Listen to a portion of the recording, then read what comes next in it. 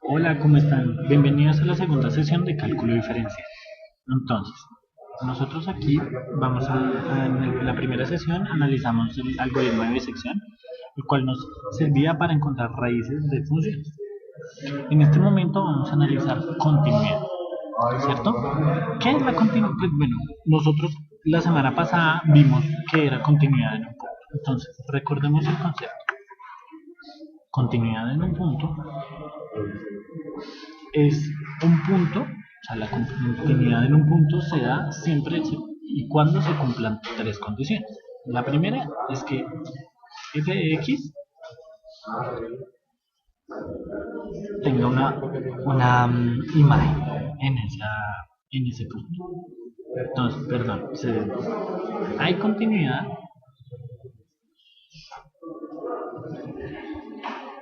mientras en el punto C, sí, dos puntos. F de C es igual a A. Esto quiere decir que si existe una imagen, si existe la función en ese punto. Además, si el límite cuando x tiende a c de f de x es igual a esto por la izquierda. Y también se tiene que cumplir que el límite cuando x tiende a c por la derecha de f de x es igual a A. Si se cumplen estas tres condiciones, nosotros vamos a tener continuidad en un punto. Sin embargo, nosotros queremos saber si las funciones son continuas.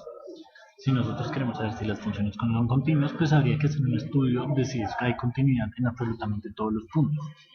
Pero ¿qué implica que haya continuidad en todos los puntos? Es más fácil. Si hay continuidad en todos los puntos, como su nombre lo indica, entonces la gráfica se podrá trazar sin levantar el lápiz del papel. Entonces, veamos un ejemplo rápido. Es el ejemplo 4 de la sección de continuidad de la 2.9, si no estoy mal, ya lo confirmamos. 2.5 de cálculo de Stewart. Listo. Entonces nos dice que de la gráfica siguiente establezca los intervalos en la que la gráfica es continua. Entonces definitivamente vemos que hay una seria discontinuidad debido a que no podríamos trazar toda la gráfica sin levantar el lápiz del papel, ¿cierto? Pues teniendo en cuenta la definición coloquial de continuidad. Entonces, veamos desde los negativos hacia los positivos. El primer intervalo que tenemos es de menos 4 a menos 2. La pregunta ¿es continua? Listo, es continua en todo ese intervalo, pero ¿cómo son los paréntesis? Corchete, menos 4 y en menos 2 hacemos paréntesis. ¿Por qué? Si nos damos cuenta, menos 2 no hace parte de ese intervalo continuo, pero menos 4 sí. Entonces, este corchete lo que nos da a entender es que hace parte del intervalo y el paréntesis nos da a entender que no hace parte. Veamos el siguiente, de menos 2 hasta 2. ¿El menos 2 lo contiene? No. Y el 2 tampoco. A pesar de que tenga funciones dentro de ese punto, nosotros nos damos cuenta que pues no pertenece al intervalo continuo que estamos analizando.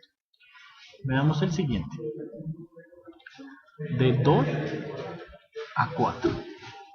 ¿El 2 lo contiene? Sí, entonces aquí es un corchete. Y el 4 no lo contiene porque tiende a infinito. Aquí asumimos que hay una síntota y nunca toca el 4. Del mismo modo, entonces vemos de 4 hasta 6 sin contener el 6 y desde 6 hasta 8 conteniendo el 8, ¿cierto? Listo. Entonces esto nos lleva a una cosa y es que hay un teorema que dice que Todas estas funciones que vemos acá serán continuas en su dominio. Ya veremos una pequeña excepción, pero eventualmente son continuas en todo su dominio. ¿Esto por qué nos sirve? Porque nosotros aquí estamos analizando intervalos, pero solo hacemos el estudio en los extremos, en -4, en -2. Pero ¿qué pasa en -3, digamos? Para nosotros es fácil ver que en la gráfica el, es continuo. Sin embargo, si no hay gráfica, ¿cómo hacemos? Partimos de que todas las gráficas o todas las funciones conocidas eventualmente, polinomiales, racionales, raíces trigonométricas, inversas trigonométricas, exponenciales y logarítmicas, son continuas. Y eso entonces nos lleva a plantear tres casos en los que podríamos presentar discontinuidad o problemas en el dominio. Esos tres casos son los siguientes. El primero, raíces pares.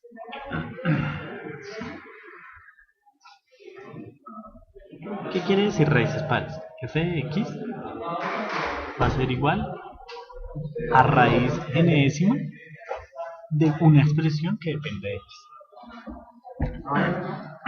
donde n es par y x pues es una expresión cualquiera. ¿Cuál es el problema? Que x jamás puede ser menor a 0. Jamás. Esto no se permite. Entonces, siempre para hallar el dominio tenemos que hallar los x que siempre sean mayores a 0. El siguiente caso son las divisiones.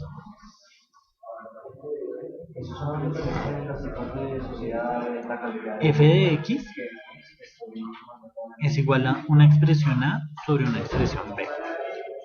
Aquí el problema es que b tiene que ser diferente de 0, siempre, absolutamente siempre. Y finalmente tenemos el caso 3, que son los logaritmos.